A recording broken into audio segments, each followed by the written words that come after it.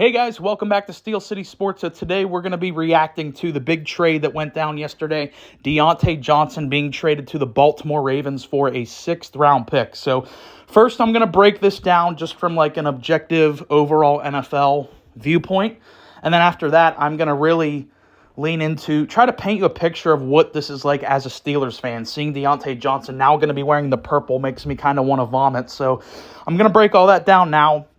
I will say from a trade standpoint, the only reason this trade makes sense from the Panthers' perspective is if Diontae Johnson just flat out told you, I don't want to be a Carolina Panther anymore. Because if he didn't say that, then this trade makes no sense because you just traded for him in the offseason. You gave up a really good player in Diontae Jackson, who's gone on to become a star. I would even argue Diontae Jackson's a borderline superstar in the NFL right now. When you look at his individual numbers, he's statistically the second best lockdown corner in the NFL right now. That's Diontae Jackson, the corner they gave up to bring in Diontae Johnson. So they gave up a valuable player to bring him in, and he's still a younger player. He could still kind of fit in with the timeline of a rebuild. Giving up for just a 6th round pick, for me, that really is shocking, the value that Diontae got. Like, I get it. He's not the level of player that Davante Adams is, or DeAndre Hopkins, or Amari Cooper, who went to the other, they were the other teams traded in the AFC arms race.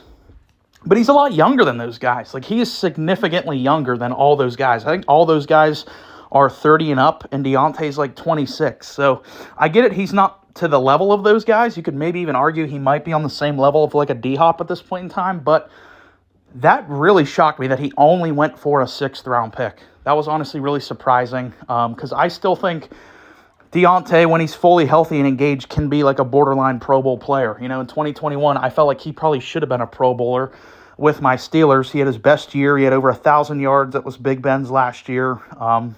So that's what I'm saying, like from an overall trade perspective. This trade only makes sense if he formally requested a trade within the organization. Now, obviously, he didn't go on camera or go on Twitter and publicly say, I don't want to be a Panther anymore. But kind of similar to whenever he left the Steelers, it was like rumblings. We never officially heard Diontae say, I don't want to be a Steeler anymore. But there were rumblings internally that he's not happy with his role with the team. He doesn't want to be here anymore. And that's why he was traded eventually away. Which to me really made no sense. Like I said, I'm going to get into the Steelers part of this in a little bit, but for Carolina's perspective, only made sense if he wanted off. From the Ravens' standpoint, this is 100% an incredible move.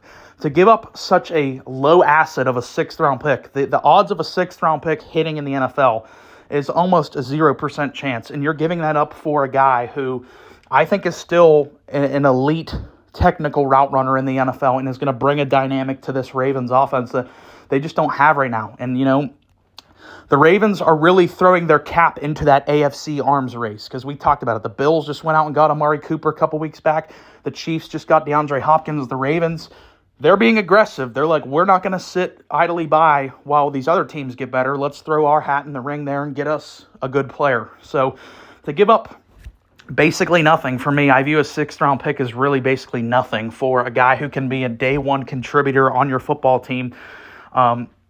He does bring locker room shit. He does bring that drama, that diva aspect, but this is the Ravens Super Bowl window. Like, I feel like this is their year to get it done. The Chiefs, even though they're undefeated, have looked kind of vulnerable. Now, I feel kind of like stupid saying that because we were saying that last year and the Chiefs won their 2nd Super Bowl in a row. But it's clear that this Ravens offense is just different with Derrick Henry. And this, now getting Diontae Johnson, this is by far and away going to be the best receiver group that Lamar has ever had. I think it already was that this year with Zay Flowers, Rashad Bateman actually coming along pretty well this year. Now you throw Diontae into that. I think it's a really good trade for the Ravens. Now let's look at this from Diontae's perspective. I think it does look bad on you as a player whenever this is the 2nd team you've quit on in under a year. He quit on the Steelers in the offseason. I can't remember exactly what month he was traded. Let's just say it was February. He was traded from the Steelers.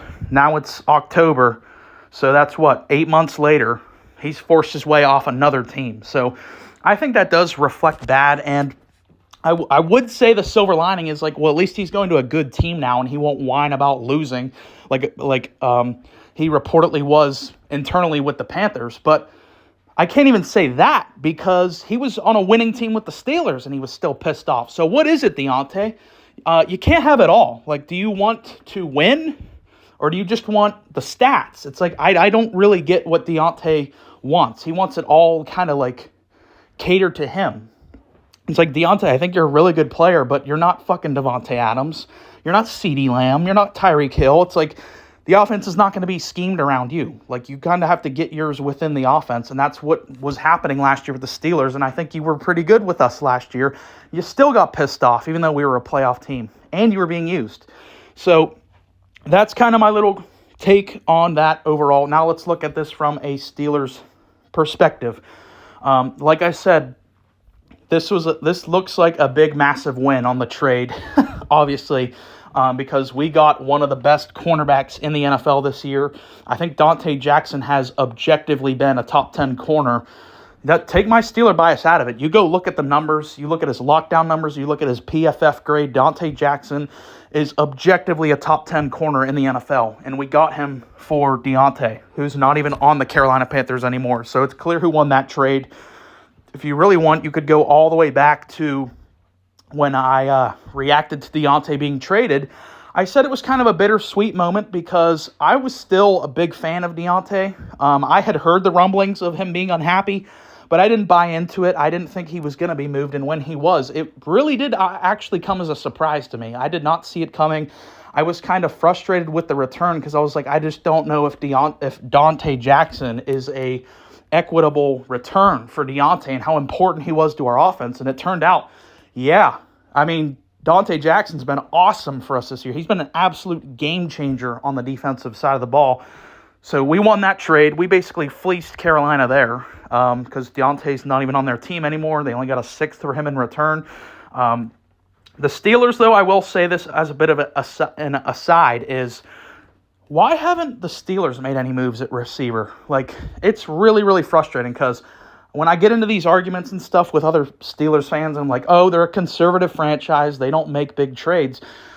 Everyone says, oh, well, they have a new GM. Omar Khan loves to make these big splash trades. Well, what the fuck's he doing right now? Like, this is the best Steelers team we've had in probably, I don't know, I would probably go back to like 2018, 2017.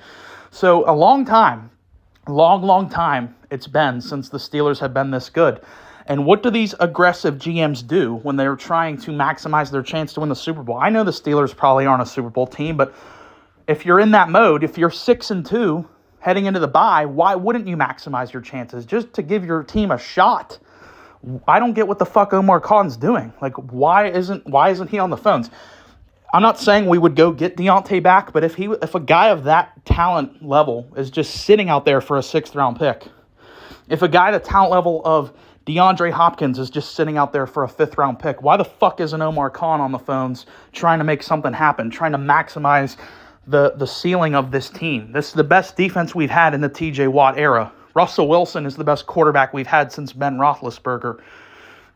Our run game's coming along. I actually don't mind our offensive coordinator for once. Arthur Smith's doing a fine job. Like, why are we just sitting around? That's really, for me, what this trade, the Ravens getting Diontae Johnson, really crystallized for me as a Steelers fan is all these other AFC teams, the Jets, the Chiefs, the Bills, the Ravens, are going out there and getting more. They're adding to their stockpile weapons while we're just kind of sitting around. Why? I thought we had a more like aggressive GM now. So that's just kind of my takeaway. I still think it's a shame that Diontae's not in the black and yellow anymore. Seeing him in a Ravens uniform is going to make me genuinely fucking vomit all over the place because there's still, I don't know why, but there's still like a part of me that really does appreciate Diontae Johnson. You know, seeing him go from, a 2nd-round pick who not a lot of people knew about to quickly becoming like a real contributor to our offense. And, I think back to the year where Big Ben was hurt in 2019. That was the first year Antonio Brown was gone, and that was the year where everyone thought Juju Smith-Schuster was going to take the helm and be the next great Steelers wide receiver. and he completely did not live up to it. And actually, Diontae Johnson, as a rookie that year, outperformed Juju and took the #1 role on this team as the top receiver for a couple years. Was really good with us. Like I said, I think he should have made a Pro Bowl team in 2021. So just for that alone, I'm always going to kind of have a special place in my heart for Diontae, but it's really, really frustrating now to see him as a Baltimore Raven. That's been kind of my ramble. If you guys are still here, really appreciate you listening to this. Definitely go down in the comments and let me know what you think about this trade as a whole. Really appreciate you watching the video. Please like and subscribe.